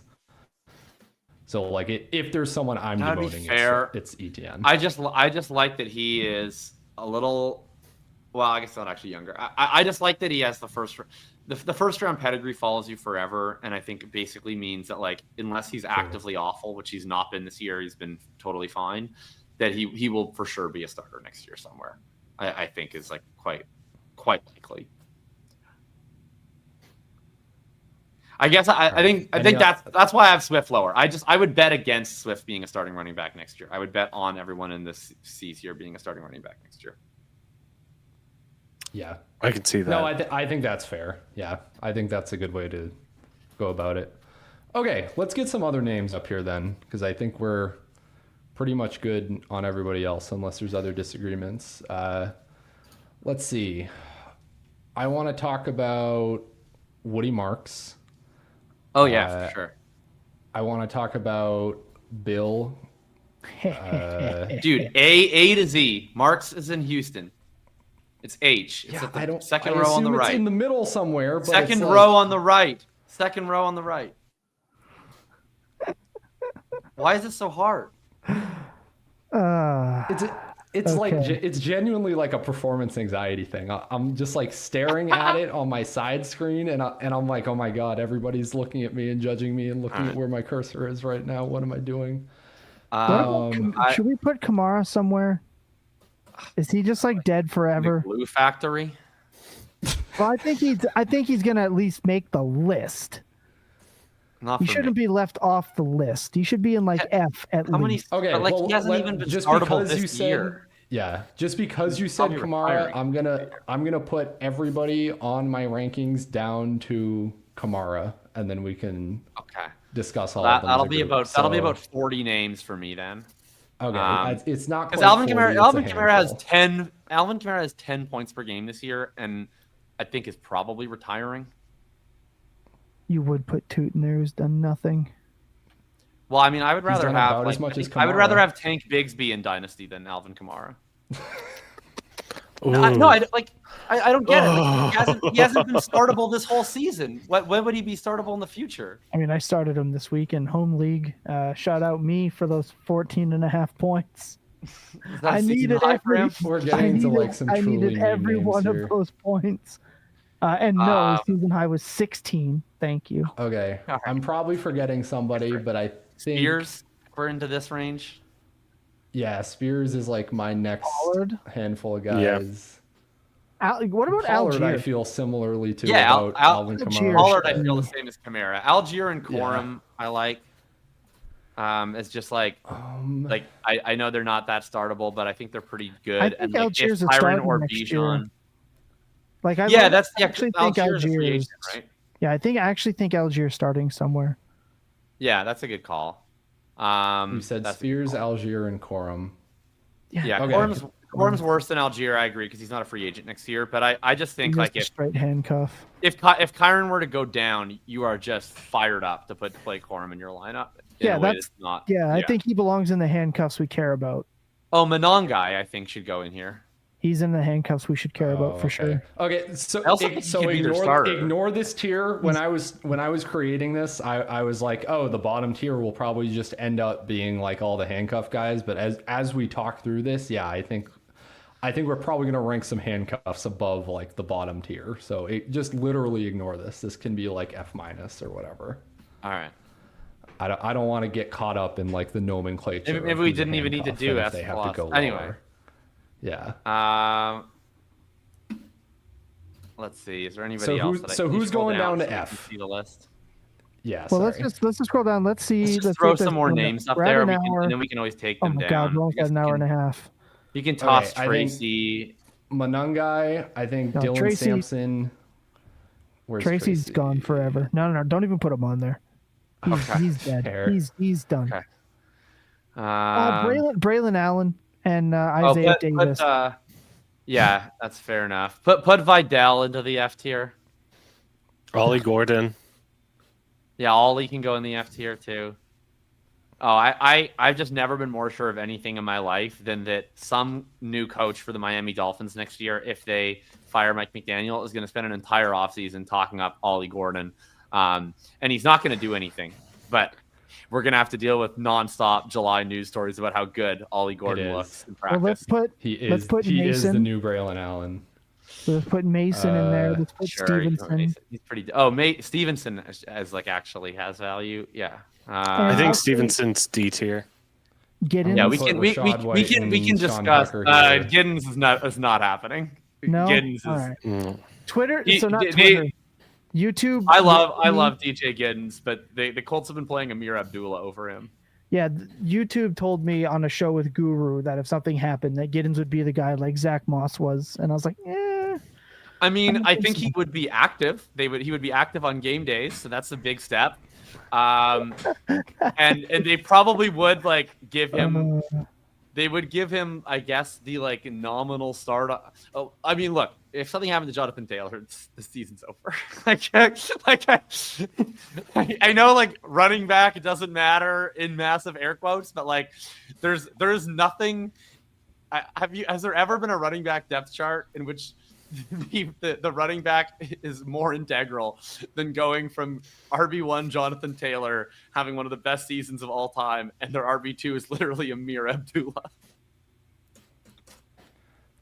Is it like legit? Oh, just because he's the one that's active and playing though, like isn't Abdullah much more like the long down and distance specialist? Like it kind of makes sense to me that that's a player a team would have active, where Giddens might actually be like the lead back if Taylor were to go down. I do think he would be the lead back if Taylor went down. It's just like they obviously don't like him. Their hope was that he would be both the. I mean, to be clear, like being the breather back to Jonathan Taylor means playing like 4 snaps a game. So it basically just means like when Taylor goes to the Gatorade, can you pass protect 3 times per game? And Giddens managed to blow basically every single pass pro assignment he got this year. And then he also doesn't play special teams well. So they were like, get the fuck out of our lives. Amir Abdullah is our primary kick returner, and he pass protects. So he's going to be active on game day. But then Tyler Goodson I think it would be like legitimately a 3-way committee between Giddens, Tyler Goodson, and Amir Abdullah. Sweet, I'm excited for that. Can't wait for the day I get to write that up. Don't want to see report. it. B-Rob can get in one of these tiers. Yeah, Brian, I was gonna say, can we put the guy on here that the Commanders just should have kept instead of trying to play Ja'Cory Krosky-Merritt? Bigsby probably is like one of these handcuff guys. Yeah. Is there any chance that the Saints go into next year with Devin Neal as their starter when Kamara retires? Oh man, that's going to be amazing. No, that's going to be so much fun. No, we got to put we'll put Bigsby in here, even though I still think he's terrible. Okay. Anyone else? Do we need to talk about like James Conner and Kareem Hunt or any of like the super olds? Or what does dead mate ever die? I did just trade Tony Pollard for James Conner, and I feel amazing about it. Thoughts on Phil Maffa? Oh, that's another one. Put Phil Maffa up there. Oh God, that's the most Andy Buckler ass pick. Like if you're playing redraft. If you're playing redraft, like a deep redraft league, go add Phil Maffa. No one has ever hated a player more than the Cowboys hate Jaden Blue. It's Jover. They cut Malik Davis, who they made active over Jaden Blue last game, and everybody's like, "Oh, Blue will be." That's not the case. It's going to be Phil Maffa that is going to be the RB2 rest of the season because they're going to activate him off IR. Yeah, I just want to address the two. So one, Jonathan Brooks is over. And then I'll never add Keaton Mitchell because the Did something else happen to Jonathan Brooks? Sorry, there, like, two blown knees. Look, man, we're in a post J.K. Dobbins world. Like, I'm never writing it off. He's going on IR again. I don't know. I can't. I also think Dobbins. Put him in the F tier, but he deserves to be up there with Phil Maffa. You can put Jonathan Brooks next to Phil Maffa. I guess if he's free, I don't know. I can't do it. Who else?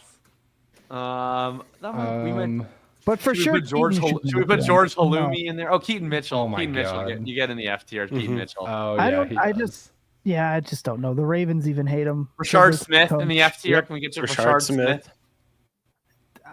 Okay, maybe I just don't care about these guys. Is like 3 designed screens a game on the Chiefs getting you in the F tier? Really? Like we've seen Mecole Hardman and Kadarius Toney, and they're just bringing them along. So many guys do this. Jarek McKinnon role awaits. He's going to be amazing in it too.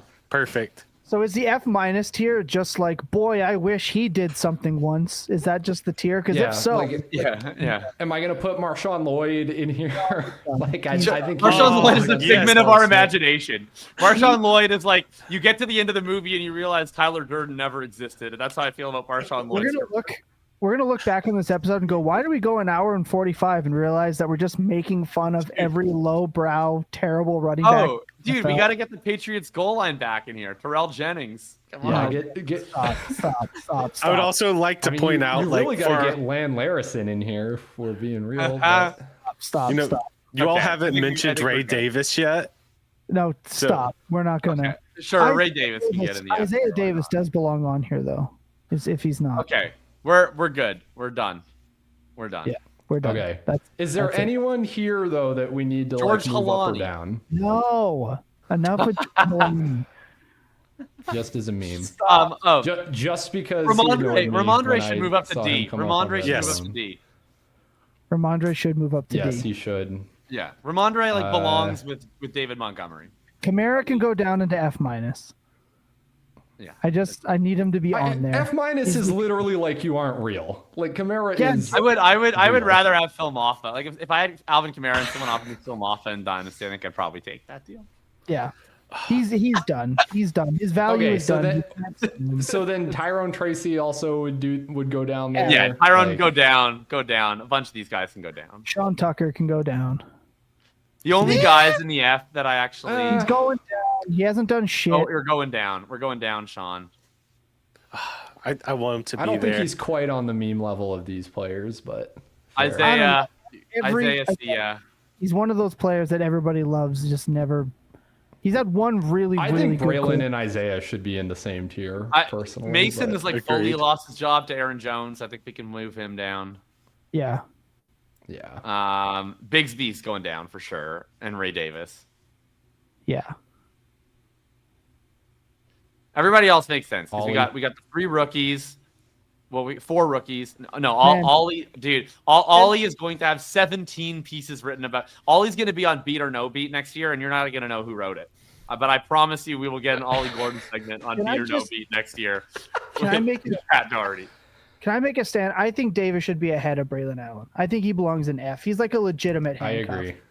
Isaiah Davis is a legit. Okay, yeah. Actually, and not only is he legit handcuff, but I would say he has an 84% chance of starting in the fantasy playoffs because Breece Hall is like currently like on BetterHelp 24/7.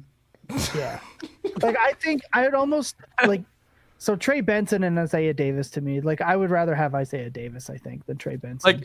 Like what odds would you say that Breece Hall is actually playing in the fantasy playoffs this year compared to just like just researching what injury he can fake to just not have to put on a Jets uniform? Like he's just so he's just so unhappy about his life, and I don't blame him. Like I would be so annoyed if I was on this team that forced me into a 3-way committee, and they're the worst team ever, and my fucking idiot coach is like getting mad at beat reporters for correctly reporting Garrett Wilson's injuries every day. Like that's the reason why they suck.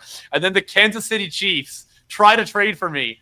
And I get so excited. I'm like, oh my God, I can finally leave this hellscape and go play for the Chiefs. And then the team is like, nope, you're stuck here, buddy. We love having you part of the New York Jets. Like, so, I can't imagine how upset that poor guy is right now. Can I just like to add to the insanity, since we're doing like a Breece Hall like slam poetry session right now. This was a stat that drove me completely insane this week after watching Breece take that screen like 40 yards to the house. I was like, I wonder how many screens they've just thrown Breece this year, because clearly this is one of the best things this offense could be doing is just give it to Breece Hall behind the line of scrimmage and see what he can do. So I pulled up the Fantasy Points data suite.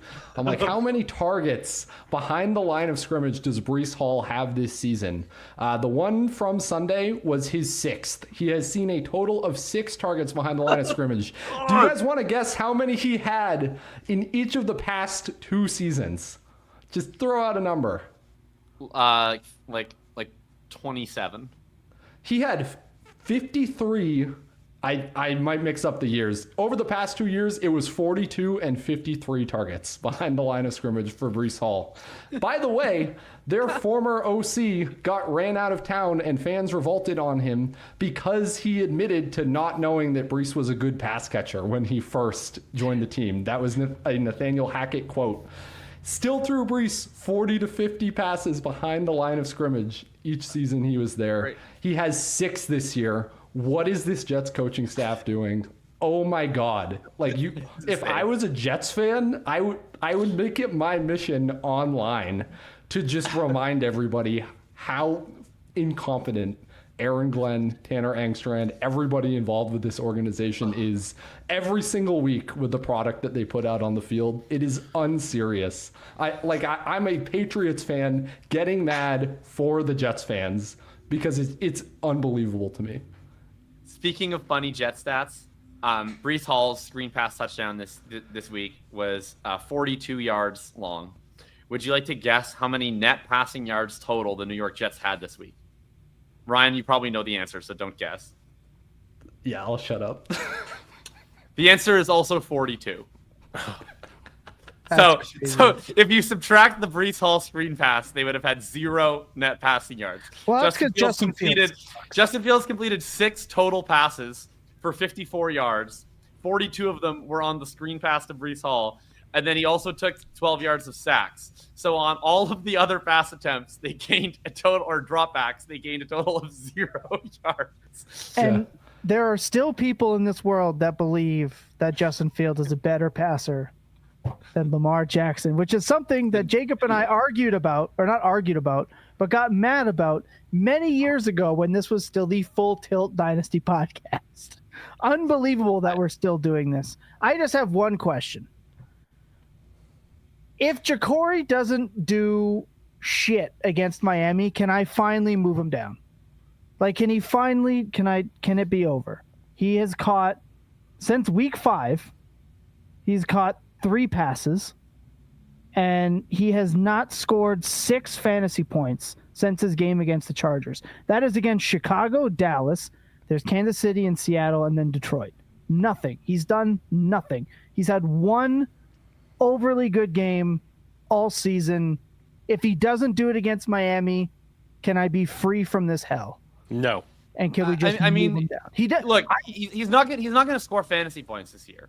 All I'm going to say is, like, you were saying, like, they should have kept B-Rob. Like, he's an early down running back on a team that loses by 30 every week. There's no running back who has that role who's going to score fantasy. I said Brian Robinson to be cheeky, just for what it's worth. Like Brian Robinson would also be not scoring any fantasy points. Like they're out of the game at the end of the first quarter. So he's whoever you play. So like he's just the idea was that the Washington Commanders were going to be good because they went to the NFC Championship last year. They are in fact now the worst team in the league, and they have Mariota at quarterback, and there's not any fantasy value in the backfield. So all I'm saying is I don't think that JCM is failing because he like sucks at football. It's just like he has a massive pass catching limitation that we all knew about, that we thought would still be able to produce an RB2 in spite of it, because I thought they wouldn't be losing by 30 points every single week, but they are. So I don't have any expectation that he'll be startable for the rest of the year, or that any Washington Commanders running back will be startable for the rest of the year. He'll be 25 next year in a limited role that depends on efficiency and game script as a late round running back. I just think almost anybody else, and we don't care about this guy moving forward. I'm just asking, if he doesn't do it against Miami, that's it. I mean, he's not valued very highly. We have him next to a bunch of dudes who are useless. I mean, Mark's definitely not useless. Montgomery not. Oh, Mark's. I think we could. Can we move Mark's up? Mark's. I have ranked. Let's see.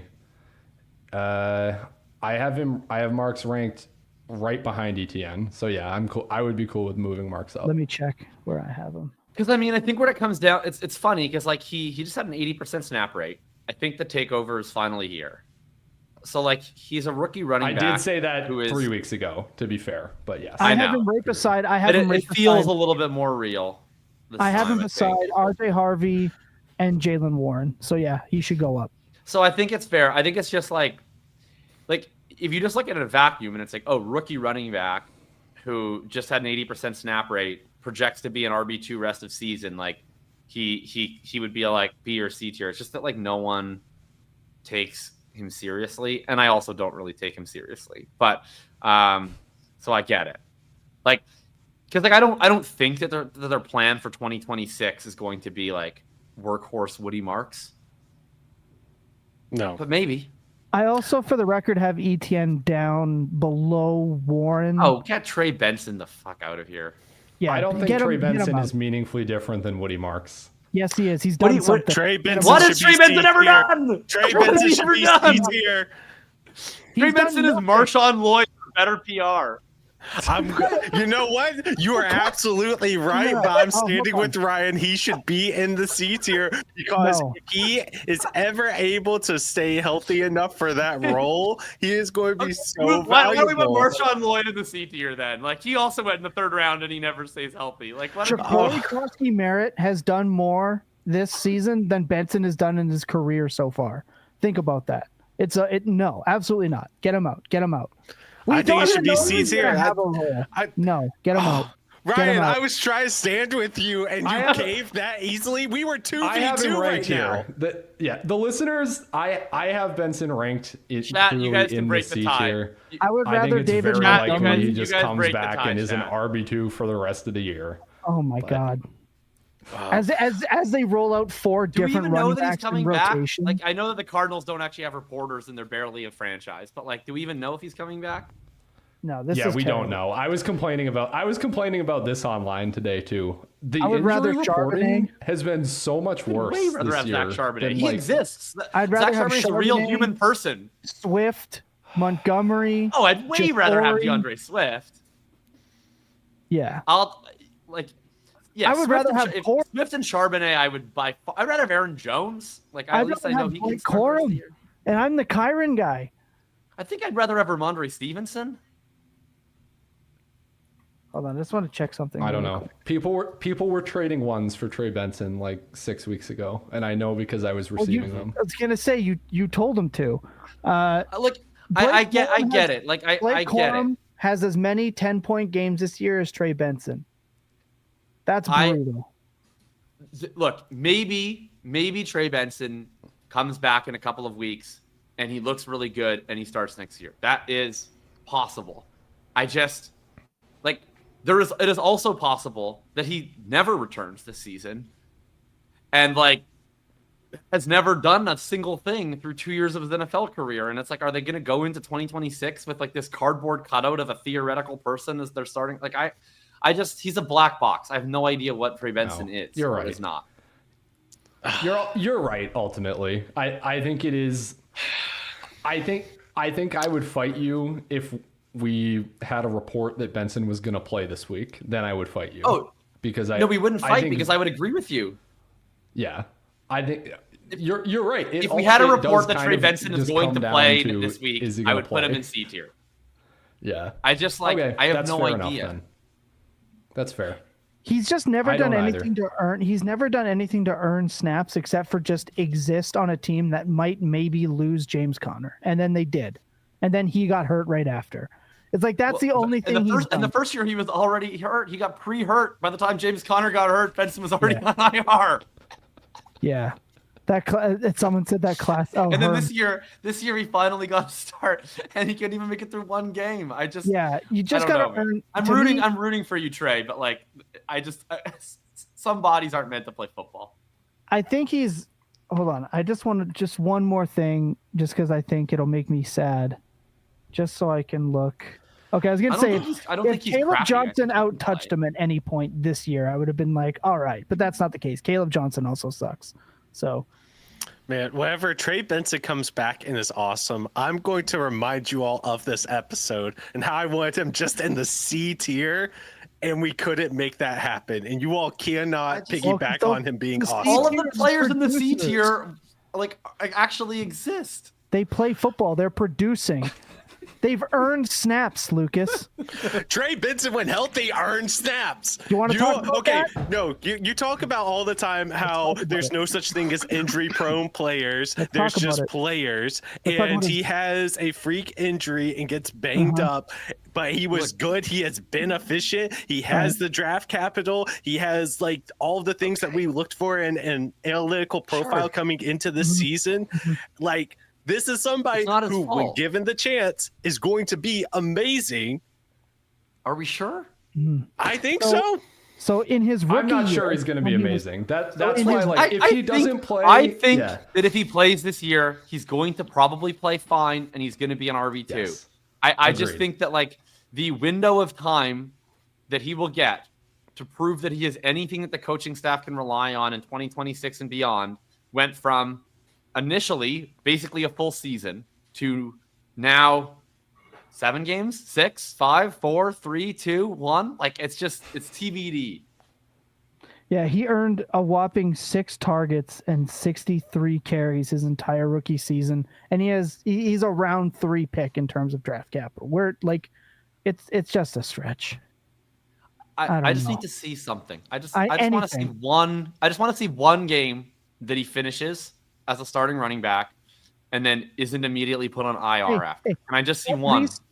At least outperform Ja'Cory, and then we can talk.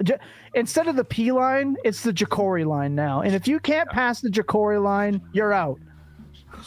You're out. Can I also just say I understand that I'm a sick fuck. But every trade that I try to offer, I'm checking to see if they have Caleb Johnson on the rosters and would be willing to throw him in for nothing. I just want that noted on the record. I haven't given up. I agree. Hey, that's Andy and I have been saying that on the market report. He's so free. Like, he is comically bad. Like, even watching him play on the couple of snaps versus the Chargers, I was like, why is he ever on the field? Like, he's terrible. But I agree. You should want to roster him. I think that's it. I think we're good here. I think we can end the show. I think everyone's kind of in the tier. We'll post this online and people can argue. And amongst yourselves, we'll post this tomorrow when the episode goes out. We love y'all. We'll not do the player picks. We're at an hour 46. Well, we'll talk about them in literally 3 seconds. It takes literally 10 seconds. Yeah. I think it's because he knows. My picks are Jared Goff, RJ Harvey, Christian Watson. For the second straight week, please, Matt LaFleur, call a pass play. And then dude, he should have had 100 yards on that Monday night game. Oh my God. I felt so vindicated. He like jumped and then it whacked him in the head. Yeah. Other than that, Matt LaFleur. I felt so vindicated. Dude, no, you can't. You aren't actually a fire Matt LaFleur person, are you? I am a fire Matt LaFleur person. Me and Scott were arguing about this all day. This is why I didn't want to do it. Dude, I can't with this guy, man. He punted at the opponent's 40, down 3. And then they kicked it in the end zone. They got 20 yards for their troubles, and the Eagles immediately scored a touchdown. I can't with this fucking guy. He has a -10 or higher, or well, lower, whatever you want to call it. More minuses than 10 PROE in 4 games this year. Loss, tie. Get the fuck out of my life, you boomer, with your perfect hairdo. I'm tired of this guy. I think you have to accept a couple of things. A lot of these like play caller head coaches, they just suck at the situational decision stuff. Kyle Shanahan has a similar issue. They need to just hire a guy to do that for them. I am 100% with you. I don't think that is like throwing the baby out with the bathwater, though, that they can't get the 4th down decisions right, so you get rid of like the massive schematic advantage. He runs it. So the run rate stuff is because they have no healthy pass catchers, and Jordan Love is a very limited quarterback, much more than anybody wants to admit. I think Jordan Love is better than Matt LaFleur thinks that he is. And why are we rotating our personnel so much? I get they have some injuries. They still had Watson, Dobbs, Wicks. They even had Heath. It's 4th and 9. It's the biggest play of the game. We're finally going for a 4th down. Bo Melton is on the field. He's getting the target. Why? Like, we converted this guy to cornerback 2 months ago. Like, it's pathological at this point. Like, why does he feel the need to, like, no matter what my situation is, like, even when I have 2 injuries at wide receiver, I can't just give someone more than a 70% route rate. Like, just like, why is he the only coach that is like so committed to wide receiver communism? I just don't understand why his best players are never on the field. I don't get why they go so conservative. I don't get like the game management stuff. I obviously he's one of the best 32 coaches in the league. He's probably one of the 10 best play callers, or certainly maybe even one of the 5 best play designers in the league. I don't know if I'd say he's one of the 10 best play callers in the league because all he ever calls is inside zone. But like, he is the most annoying coach in the league to me. I just find myself weary every single time that I watch the Packers. Bo Melton out-targeted TreVeyon Williams. So I know we'll do wide receivers at some point in time, but I forgot about TreVeyon Williams. I was naming Malik Heath before Like, why do you have 17 wide receivers? Enough. Oh. Just get one good one. Brian, who are I your just players? remember when it was week 3 and we were watching Jaden Reed and Dontavian Wicks and all these guys like running wide open on primetime, and Patriots Twitter was blowing up with, why did we not just hire like Matt LaFleur's friggin' golf caddy to be our OC? Like, this offense is so easy mode. If only Drake could get all this stuff. If only our good boy Drake could have receivers this open every single play. And it's true. He is an excellent play designer. I think that's worth having in your head coaching spot. And I don't think that's a guy you fire. But I feel the same way about like Mike McDaniel. Like, I understand I'm never going to line up with some people on this because I like Mike McDaniel. Do you think he should be fired at the end of this year? No. Okay. Well, actually, I think probably yes, but I would hire him to be an OC on any team in the NFL. I'm not sure if he's a great head coach. Like, I just don't know if he's like a leader of men. But I'm more pro Mike McDaniel than I am Matt LaFleur. Matt LaFleur just annoys me too much. I'm just too tilted. I agree that I hate every Packers game, and the fact that we had to run back Packers-Eagles, like the most god-awful playoff game from last year on primetime, was insulting to me. But they lost to the Browns and the Panthers this year. Like, can we just be serious? All I'm asking for is the Packers to take me as seriously as I take them one time. Just be serious once. All right, we'll let Tom get it, or we got to still finish the player picks. We'll see if we can get into a different. Yeah, why do you think I didn't want to go down this road, guys?